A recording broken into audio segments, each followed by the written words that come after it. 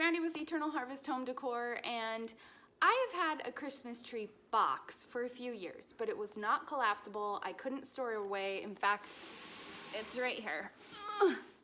It's giant. It's just 2x6s all the way around, and then it has a little stand right here that I Craig jigged to the top because I like to give my trees a little height.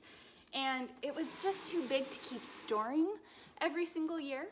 And so I decided to make this other Christmas tree box, which has two sides so that I can change it. This is a shiplap side, this is a herringbone side.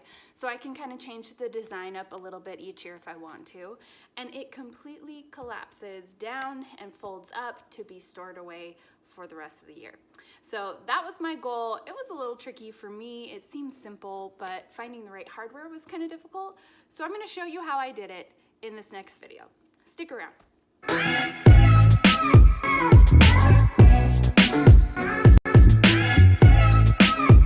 Okay, so this is a minimal tool project, meaning all you really need as far as big tools go is a miter saw and a drill with some bits.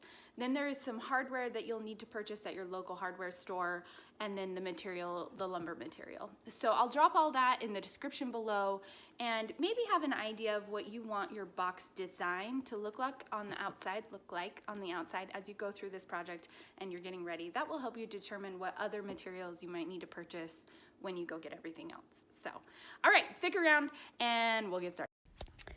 So the first thing you're going to want to do is measure the bottom of your tree stand to make sure you have a wide enough piece. And then get some 3/4 inch ply at the height that you want. I chose 13 inches tall, and divide that by 4. Cut it down into 4 pieces with your miter saw, and then the fun begins. So my tree base is 16 inches square, so I made each one of these pieces 18 inches long.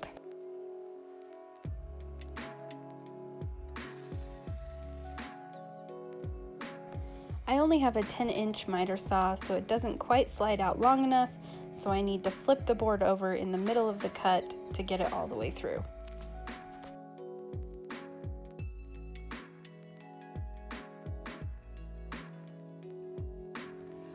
Okay, so one of the problems that I'm running into right off the bat is that this bed rail hardware, which is really great for this project, it slips together just like this. I don't know if you can see that very well. So it's perfect for what I'm trying to do. However, it comes in a 4-pack, and a 4-pack is between $7 and $9, which is kind of pricey for some hardware just for a seasonal decor item. So in the 4-pack, if I was trying to make a box and I wanted the box to be sturdy, I would actually need 8 brackets, and I only have 4 because I would want one at the bottom of the box here, and I'd want one at the top of the box just to maintain that square region, just to make sure that it's not wobbly. And I don't have enough brackets to do that on all 4 sides.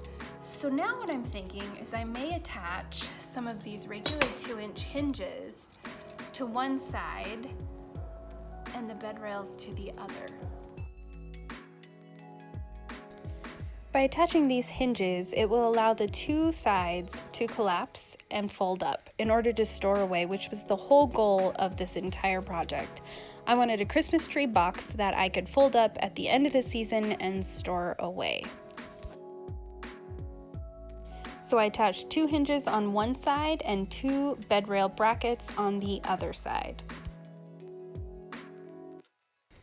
Now I did the exact same thing to the last 2 sides here, making sure that each bracket was in the correct place to attach to the other 2 sides there.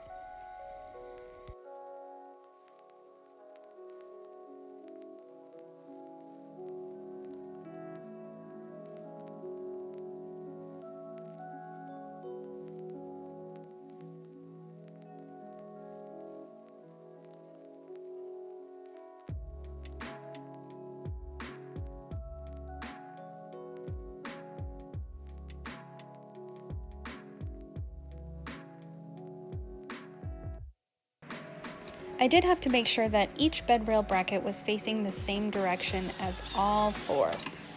In this case, I wanted them facing upright so that I could slip the male side of the bracket in from the top. It would make it a lot easier to attach the box and put it all together.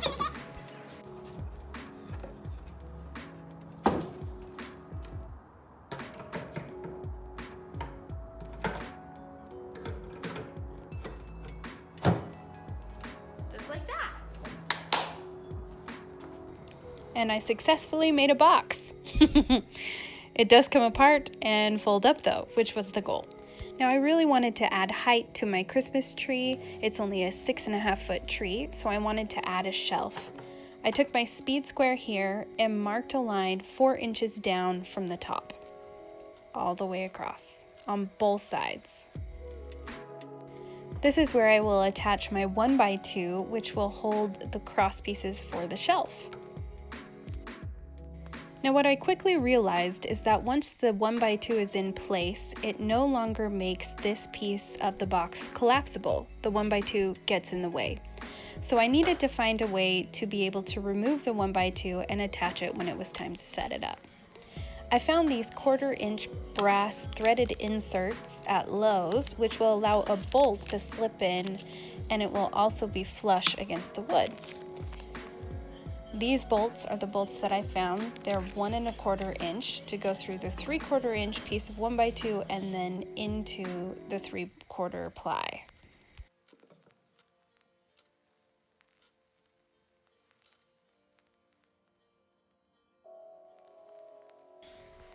Next, I lined my 1x2 up with that mark that I had made earlier with my speed square, and I marked where I wanted to attach the bolts.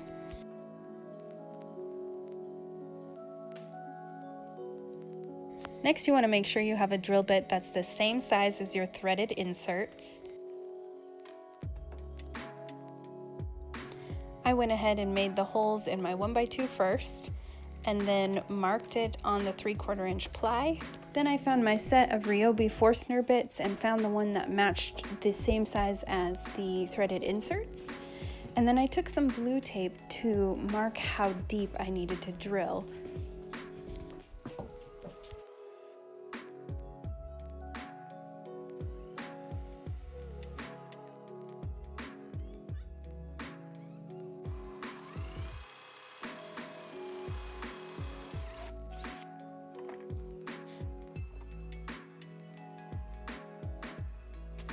Once the hole is made, you just take a flathead screwdriver and screw in the threaded inserts into the drilled hole.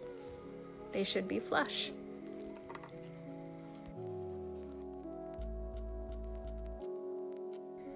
I also drilled my first one a little bit crooked, so I did a second one here that's straighter for the bolt to screw right in. Now I'm doing the other side directly across from the first one, where the 1x2s will attach. And I wanted to test it out, make sure it fit, and it does. So then I measured from one 1x2 to the other and cut some 1x4s to go across and create the shelf. Now it's about making it pretty, and I had some 1/8 inch maple ply lying around, so I created a shiplap look for one side of the box. Then I wanted to do a herringbone pattern, so I pulled out my table saw station and ripped down some 1/8 inch oak that I had to 2.5 inch strips in order to make the little pieces for the herringbone pattern. On 2 sides of the box will be herringbone, and on 2 sides will be shiplap. Then I tucked away my table saw station and got to attaching the herringbone. Each one of these pieces is cut to 5 inches long by the 2.5 inches I ripped. And the best way to start this pattern is to do the L shape at the top corner of either of the sides, any of the sides really, and follow that same pattern all the way through. If you clamp down the first piece flush with the top of your project, it should keep you straight throughout the rest of the design. I'm using Titebond glue quick and thick because it dries super fast and it's really easy to work with when you're kind of in a hurry. And then I use special walnut stain to cover all 4 sides of the Christmas box. I love this stain. It's in a lot of places in my home, so I figured it would match really well. Don't forget to cover the top. Now, if you really wanted to go the extra mile, you could edge band the top of the plywood here so that you had a nice smooth finish on top. Okay, here's my old Christmas tree stand. It's not collapsible, but it's worked for a while. Here's the box collapsed. I open it and attach the 1x2s with the screws we did earlier on both sides. I also made sure to mark which side went where so that it can be matched up later when it's taken apart. You're going to want to give each piece a number or letter. Now I'm hooking it all together here and getting ready to attach the shelf.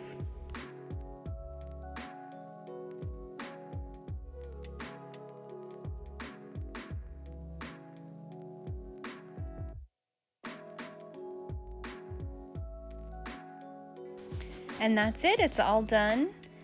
I like to use this sheer curtain that I found at Walmart for a few dollars to fill in and kind of cover up the bottom of the tree stand there.